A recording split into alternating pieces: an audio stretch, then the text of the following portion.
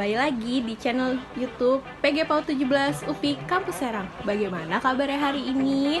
Semoga baik-baik saja ya. Nah, di sini kami dari kelompok 4 kelas 3 APG PAUD akan memaparkan materi tentang peran UNICEF dalam upaya pemenuhan hak dan perlindungan anak yang sebelumnya kita telah melakukan campaign 10 hak anak yang wajib dipenuhi oleh pendidik dan orang tua menurut PBB. Nah, materi selanjutnya akan dipaparkan oleh rekan-rekan saya. Selamat menyaksikan ya. Pada pembahasan kali ini, kita akan membahas tentang peran UNICEF dalam melindungi hak-hak anak. Sebelum kita mengetahui peran UNICEF itu sendiri, ada baiknya kita mengetahui apa itu UNICEF. Nah, UNICEF adalah United Nations Children Fund, adalah sebuah organisasi internasional di bawah naungan PBB atau Perserikatan Bangsa-Bangsa yang bergerak dalam membela dan memajukan serta melindungi hak-hak anak. UNICEF juga bekerja untuk melindungi anak-anak di dunia. UNICEF sendiri terbentuk pada pasca Perang Dunia Kedua ketika PBB gencar mempromosikan perdamaian dunia. PBB memutuskan pada tanggal 11 Desember 1946 United Nations International Children Emergency Fund atau Dana Darurat Anak Internasional PBB didirikan. Itu bertujuan untuk memberikan bantuan makanan dan kesehatan darurat di negara-negara yang terkena dampak Perang Dunia. Nah, fakta-fakta mengenai UNICEF itu sendiri adalah keseluruhan manajemen dan administrasi UNICEF itu berlangsung di kantor pusat di New York.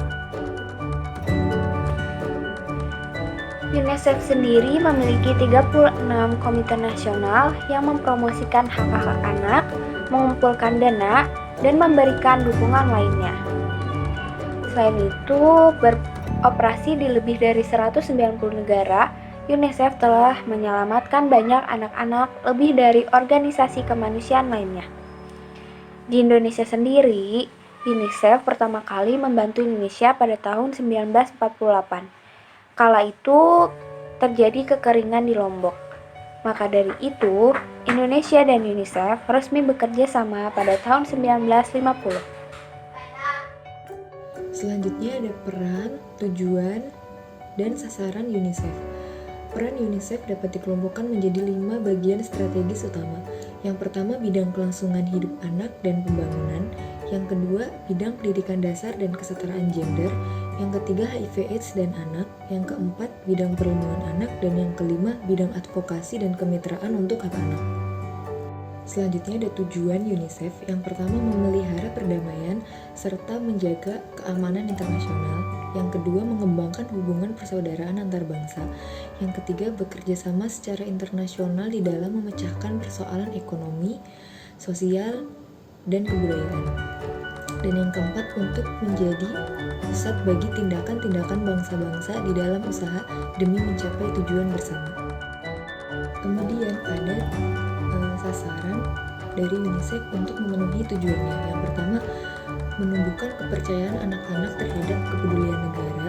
Yang kedua, membantu kaum muda untuk membangun sebuah dunia di mana semua anak-anak hidup secara terhormat dan memperoleh keamanan. Yang ketiga, menciptakan dunia yang cocok untuk anak-anak. Bidang UNICEF terdiri dari 3. Yang pertama, bidang kesehatan. UNICEF menjamin bahwa setiap anak dan wanita mendapatkan persatuan dalam peningkatan kesehatan dengan membantu memberikan bantuan kesehatan yang layak. Yang kedua, ada bidang ekonomi, memberi bantuan pengembangan kesejahteraan rezeki untuk anak-anak seperti memberi kesempatan kerja bagi wanita untuk kehidupannya. Yang ketiga, ada bidang hukum, membantu anak-anak dan wanita memperoleh dan melindungi hak-haknya.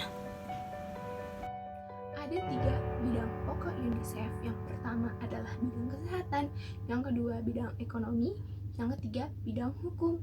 Yang pertama, untuk bidang kesehatan, UNICEF menjamin bahwa setiap anak dan wanita mendapatkan perhatian dalam peningkatan kesehatan dengan membantu memberikan bantuan kesehatan yang layak. UNICEF menjamin kesehatan untuk anak dan wanita dijamin dan diperhatikan secara lebih khusus.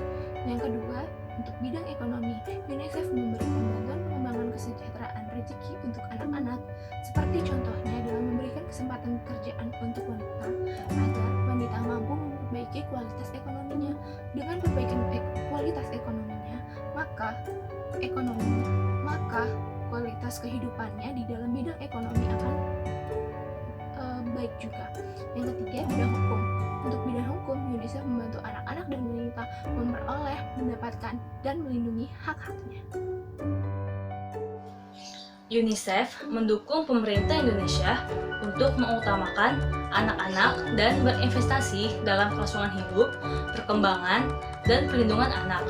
Program UNICEF di Indonesia untuk tahun 2016 sampai 2020 didasarkan pada kesetaraan yang berfungsi untuk merealisasikan hak-hak anak, terutama bagi yang paling miskin dan terkucilkan, sebagaimana diabadikan dalam Konvensi Hak Anak dan diartikulasikan dalam Rencana Pembangunan Jangka Menengah Nasional atau RPJMN. Selanjutnya yaitu UNICEF dan hak anak. UNICEF memberikan definisi bahwa anak adalah penduduk yang berusia 0 sampai dengan 18 tahun. Selain itu, Undang-Undang Republik Indonesia Nomor 4 Tahun 1979 tentang Kesejahteraan Anak menyatakan bahwa anak adalah mereka yang belum berusia 21 tahun dan belum menikah. Selain itu, Undang-Undang Nomor 23 Tahun 2002 tentang Perlindungan Anak adalah bagian dari hak asasi manusia yang wajib dijamin, dilindungi, dan dipenuhi oleh orang tua, masyarakat, pemerintah, dan negara. Salah satu hak anak yang wajib dipenuhi yaitu mendapatkan pendidikan di bangku sekolah selama 12 tahun. Menurut Konvensi Hak Anak yang diadopsi dari Majelis Umum PBB tahun 1989, setiap anak mempunyai hak-hak yang mencakup 4 bidang. Yang pertama, hak atas kelangsungan hidup. Yang kedua, hak untuk berkembang. Yang ketiga, hak perlindungan. Yang keempat, hak partisipasi. Nah, yang selanjutnya adalah menurut Konvensi Hak Anak yang diadopsi langsung dari Majelis Umum PBB pada tahun 1989. Dalam konvensi ini, setiap anak mempunyai hak-hak yang mencakup 4 bidang. Yang pertama adalah hak atas keberlangsungan hidup. Nah, hak atas keberlangsungan hidup ini mencakup 2 hal. Yang pertama, mendapatkan pelayanan kesehatan, dan yang kedua, mendapatkan kelayakan dalam hidup. Yang kedua adalah hak untuk berkembang. Hak ini mencakup banyak hal. Yang pertama, hak untuk mendapatkan pendidikan yang layak. Yang kedua, mendapatkan informasi. Yang ketiga, mendapatkan kebebasan waktu. Lalu mendapatkan kegiatan seni dan budaya. Selanjutnya adalah mendapatkan pelayanan bagi anak yang disabilitas. Selanjutnya, yang ketiga adalah hak mendapatkan perlindungan. Hak ini adalah di mana anak-anak mendapatkan perlindungan dari segala macam eksploitasi anak dan juga perlakuan yang sewenang-wenangnya. Selanjutnya adalah hak berpartisipasi. Hak ini adalah di mana anak bebas untuk menyuarakan pendapatnya, bebas untuk berkumpul dan berserikat, dan ikut serta dalam pengambilan keputusan yang mencakup dirinya sendiri. UNICEF dan perlindungan anak. Nah, istilah perlindungan anak itu mengandung arti perlindungan dari kekerasan dan eksploitasi. Perlindungan anak bersifat melengkapi hak-hak lainnya, yaitu menjamin bahwa anak-anak akan menerima apa yang mereka butuhkan agar anak dapat tumbuh dan berkembang.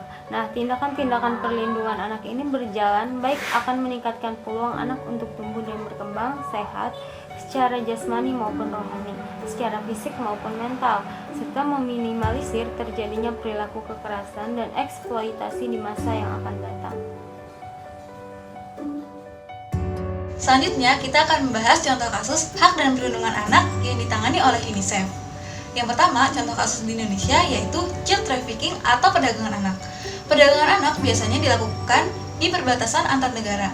Lalu, apa saja sih peran UNICEF dalam mengatasi kasus ini? Yang pertama, UNICEF dan dunia internasional menekan Indonesia untuk mengadopsi Konvensi Hak Anak, yaitu dengan lahirnya UU Nomor 37 Tahun 1997 tentang Hubungan Luar Negeri, UU Nomor 21 Tahun 2007 tentang Pemberantasan Tindak Pidana Perdagangan Orang, dan UU Nomor 23 Tahun 2002 tentang Perlindungan Anak. Kedua, adanya RPSA atau Rumah Perlindungan Sementara Anak.